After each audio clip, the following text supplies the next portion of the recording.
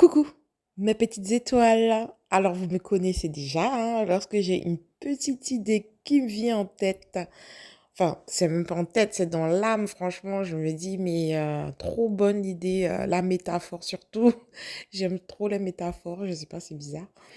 Et du coup, j'ai pensé au film Slumdog, le millionnaire. Je sais pas si j'ai bien dit. Et je sais pas, depuis quelques semaines, je pense à ce film et à faire un audio dessus, car ça me fait grave penser à mon parcours. Et je vais vous expliquer de quelle manière. Peut-être qu'il y en a qui vont pas du tout voir le rapport. C'est drôle, mais bon, en même temps, c'est pas drôle. Et puis, bon, ben, si vous n'avez pas vu le film, ça sert à rien d'écouter l'audio. Franchement, ça sert à rien. Je pense qu'il faut vraiment le voir. En plus, c'est un film, un merveilleux film. Il est super. Ça apprend pas mal de choses sur la vie en général. Moi, j'ai vraiment kiffé. Donc, si vous l'avez pas vu, je vous invite à aller voir le film et puis après, à écouter mon audio après, par la suite. Bien que je vais quand même résumer un peu le film. Ça fait très très longtemps que je l'ai pas vu. D'accord, le film, mais ça fait très longtemps qu'il existe. Je sais plus c'était en quelle année. Mais en tout cas, quand je l'ai vu ce film-là, je crois que j'étais ado. Donc, franchement, pour vous dire que ça date. Comme d'habitude, avant de commencer, nous allons faire une petite parenthèse. Ah, vous aimez bien mes parenthèses, hein? Alors, je tiens, dans cette parenthèse-là, à remercier de tout mon cœur les abonnés qui m'ont parlé de l'étoile divine. L'étoile divine, c'est une runneuse qui est actuellement en réunion et qui parle, ben, comme moi, qui fait des audios. Donc, il y a quelques abonnés qui m'ont parlé d'elle car ils trouvaient qu'on se ressemblait beaucoup dans la manière de dire les choses. On pensait même que beaucoup de gens pensaient que c'était ma runneuse, alors que pas du tout. Moi, mon runner, c'est un homme. Déjà, c'est pas une femme. Il y en a plein qui pensaient que c'était ma runneuse et elle, son chaser, c'est un homme. Donc, c'est pas moi. Donc, du coup, je vous remercie beaucoup car j'ai enfin pris contact avec elle et elle m'a énormément aidée. Donc, vous voyez le retour un peu, on aide les autres et après on est aidé en retour. Donc, elle m'a énormément aidée. J'ai discuté avec elle. Elle m'a permise de encore mieux comprendre mon honneur. Donc, c'est-à-dire qu'elle m'a ouvert les yeux sur certains points. Notamment, bah, si vous voulez savoir, le plus gros point, c'est un peu l'orgueil du chaser. C'est vrai que moi, mon orgueil à moi, c'est quelque chose que j'ai du mal à accepter. Je pense que beaucoup de gens me l'ont déjà dit, que j'avais un certain orgueil, mais moi, je ne le voyais pas. Pour moi, c'était normal de réagir comme ça. Donc, c'est une femme assez cash. C'est une femme, bon, c'est une runneuse, hein. On va pas changer les runners, hein, ils sont ce qu'ils sont. Elle est assez, voilà, elle est merveilleuse. Franchement, elle est merveilleuse. Elle est très intelligente. Franchement, je pense que je n'aurais jamais pensé qu'une personne m'aurait autant aidé en fait. Parce que moi, j'ai toujours dit qu'on est notre premier maître à nous. J'écoute beaucoup mon âme, mes intuitions, etc., de par ma clairvoyance. Mais en fait, elle, ben justement, grâce à ma clairvoyance, du fait que mon âme m'a poussée à la contacter, alors que ça fait longtemps que les abonnés m'ont parlé d'elle, hein, ça fait des mois, et j'ai jamais contacté cette personne. Et là, j'ai été poussée à la contacter après le down dont je vous ai parlé dans mes audios précédents, où je l'ai la peur de down. J'ai fait une grosse épuration le 15 août, corporelle et au niveau des énergies. Et vous n'allez pas me croire, le 15 août, c'est quoi? Le 15 août, c'est l'ascension de Marie.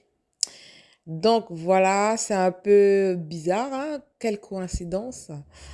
Et du coup, l'ascension corps et âme. Et du coup, là, ce jour-là, j'ai été voir l'ostéopathe qui m'a débloqué pas mal de choses.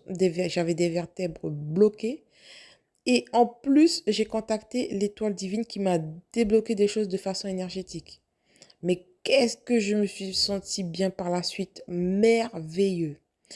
Après, j'avais dit que je ne parlais pas de mon runner, mais bon, je ne vais pas parler de lui. Je vais juste vous dire que, en conséquence, il y a des choses qui se sont débloquées puis la vie de mon runner. Franchement, c'était, c'était top. C'est un jour inoubliable pour moi et je vous remercie beaucoup Donc, je disais, je parle tellement. Qu'est-ce qu'elle m'a appris? Ben, du coup, ben voilà, de ne pas fermer mon cœur à mon runner. Elle m'a dit que c'était super important que si votre runner vous contacte, les chasers, il faut répondre. Voilà, il faut répondre, même si, quand bien même c'est difficile, quand bien même il vous a fait souffrir, on sait que des fois, vous voulez pas et tout, voilà, répondre. Bon, suivez votre cœur quand même, hein. Alors, avant tout, si vraiment vous sentez que vous n'avez pas envie de répondre, que franchement, que ça va pas, voilà. Mais si on a un conseil à donner au chaser, c'est de ne pas trop rejeter son runner parce qu'en fait, ça le renferme encore plus.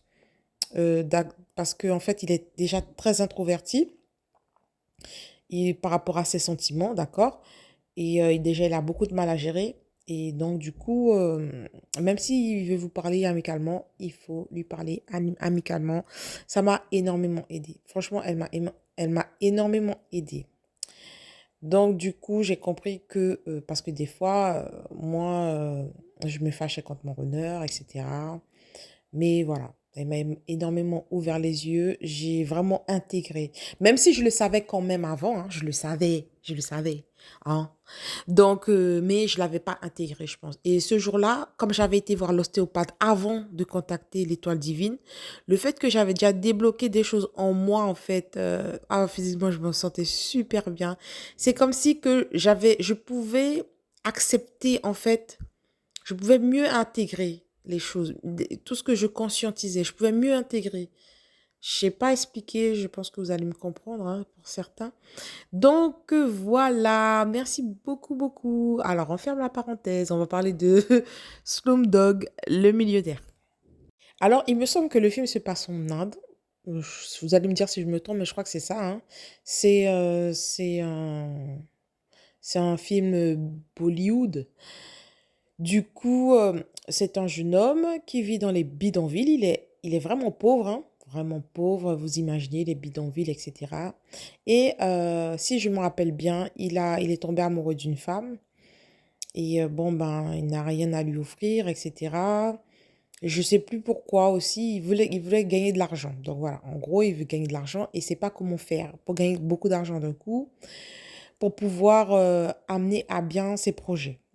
Donc, il y a un jeu qui s'appelle Qui veut gagner des millions qu'on connaît tous et que justement, ben, il décide d'aller jouer, mais il n'a pas été à l'école. Il a vécu dans les bidonvilles, en gros. Il se dit que ben, il connaît pas grand-chose. Bon, pour ceux qui connaissent pas le jeu Qui veut gagner des millions, c'est des questions sur la culture générale et puis vous avez des questions à choix multiples sur la culture générale. Donc, il avait le choix entre réponse A, B, C ou D. Et du coup, il décide de s'inscrire et de participer au jeu, malgré qu'il ne soit pas allé à l'école, très loin à l'école, malgré qu'il ait vécu dans la pauvreté, vraiment qu'il ne connaisse pas grand-chose.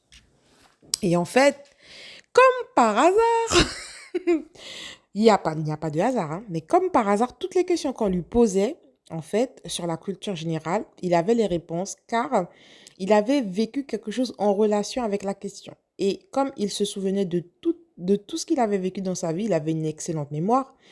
Donc, du coup, il a pu répondre à chacune des questions, ce qui après lui a permis à la fin de gagner le million. Donc, où je vais en venir par rapport à l'histoire des flammes jumelles. Lorsque vous rencontrez votre flamme jumelle, les chasers, les runners, lorsque vous rencontrez, bon, je vais plus parler des chasers parce qu'en fait, c'est les chasers qui mènent la danse.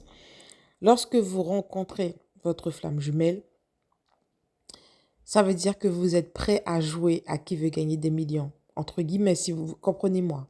C'est-à-dire que si on vous fait rencontrer votre flamme jumelle, c'est que vous avez eu toutes les armes pendant toute votre vie pour pouvoir affronter le parcours. C'est-à-dire que vous avez toutes les réponses en vous pour pouvoir affronter le parcours. Donc, du coup, vous avez réponse à tout.